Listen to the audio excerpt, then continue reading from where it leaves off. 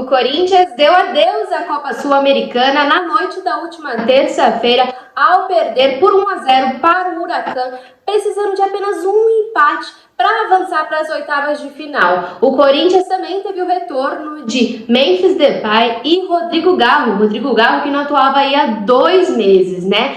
Vamos falar um pouquinho sobre o jogo? Vem comigo pro Papo Quecendo.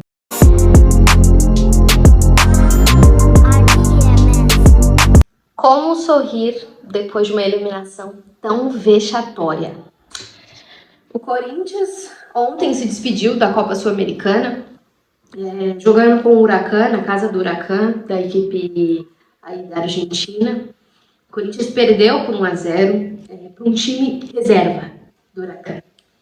O pior nem é isso também, o pior é a falta de vontade, de garra para jogar uma competição como essa.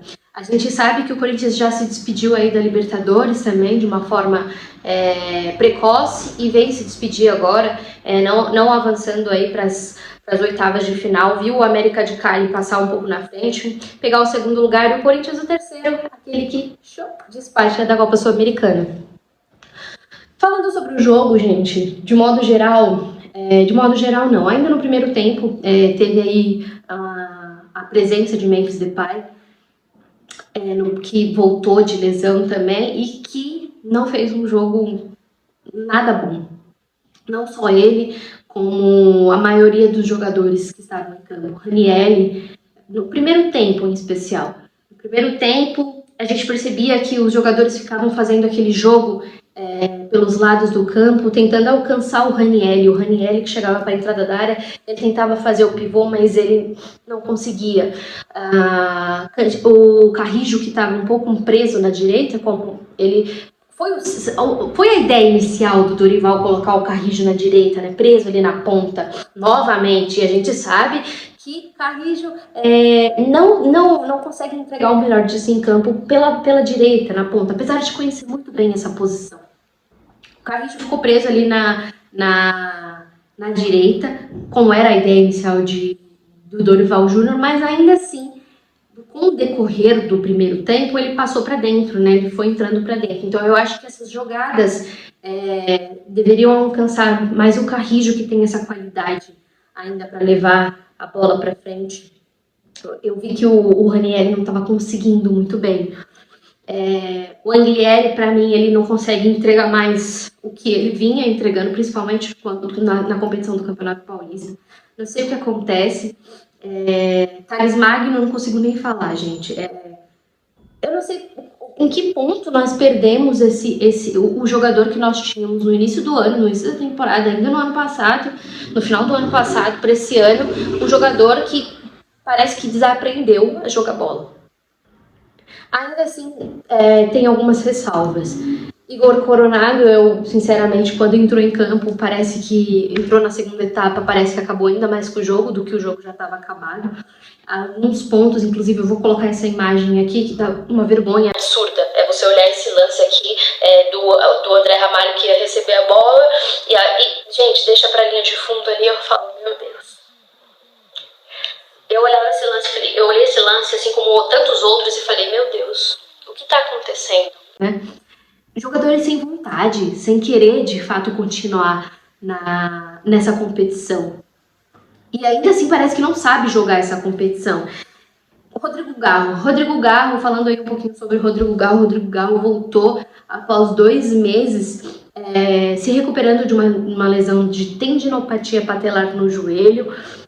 O último jogo dele havia sido contra o Palmeiras pelo Campeonato Paulista, na final do Campeonato Paulista. Depois disso, que ele jogou, para quem lembra, ele jogou bem no sacrifício, falou que jogou já pedindo socorro para Deus.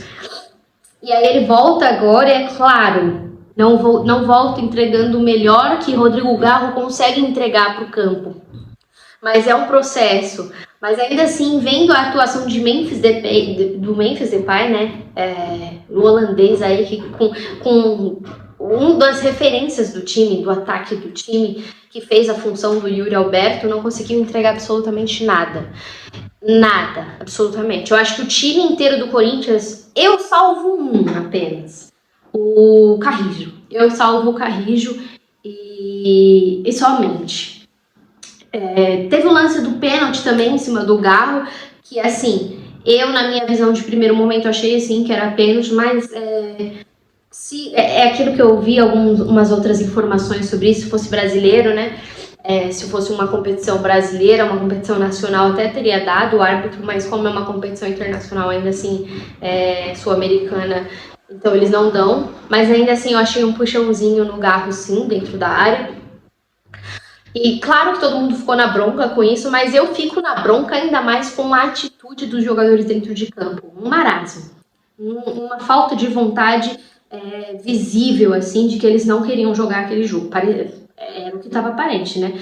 Fazer o torcedor, aquele torcedor que ficou até tarde vendo o jogo, que tinha seus afazeres, que tinha que acordar cedo, os torcedores que foram até lá na Argentina acompanhar o jogo e saíram com essa derrota vexatória, se despedindo aí de uma competição que tinha tudo para ser importante para o Corinthians na temporada. Mas o elenco do Corinthians parece extremamente limitadíssimo para isso, digamos.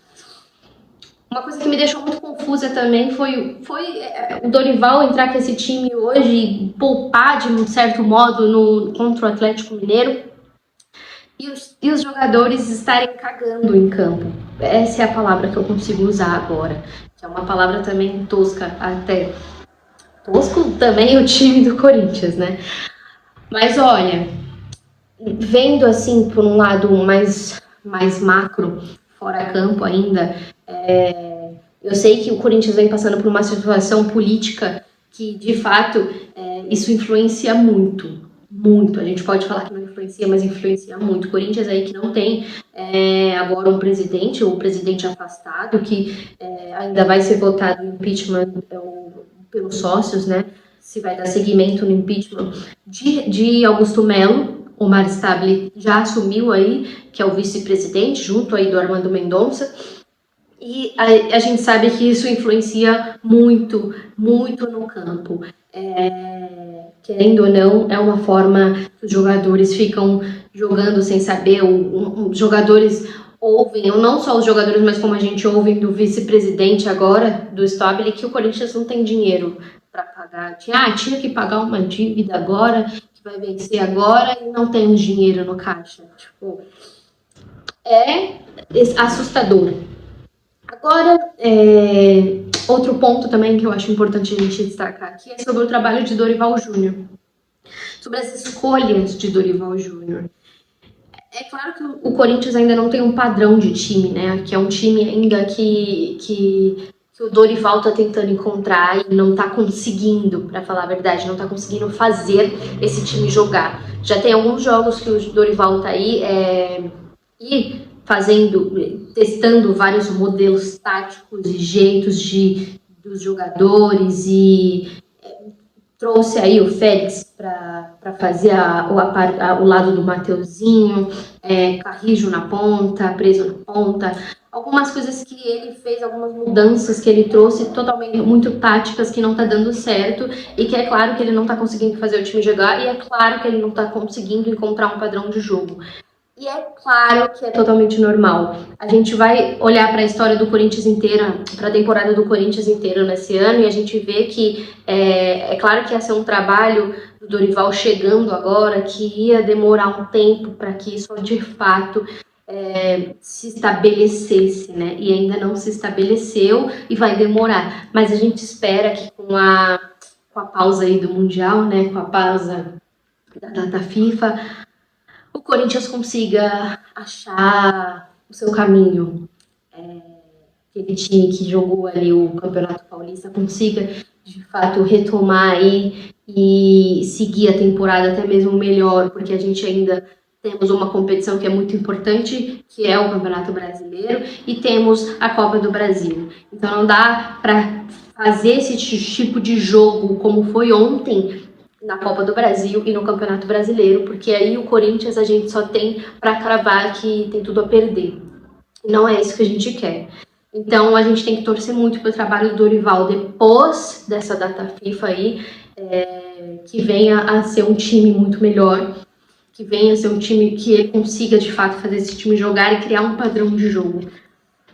E é isso, o Corinthians volta a campo agora no dia 1º, que enfrenta o Vitória na Neoquímica Arena, jogo aí perto do Mundial, vai ter a pausa, e a gente, de fato, fica aqui rezando para que o time consiga fazer uma temporada muito melhor do que a gente está conseguindo ver e parar de fazer vexames, fazer o torcedor ver esse time feio jogando. Enfim, tamo junto.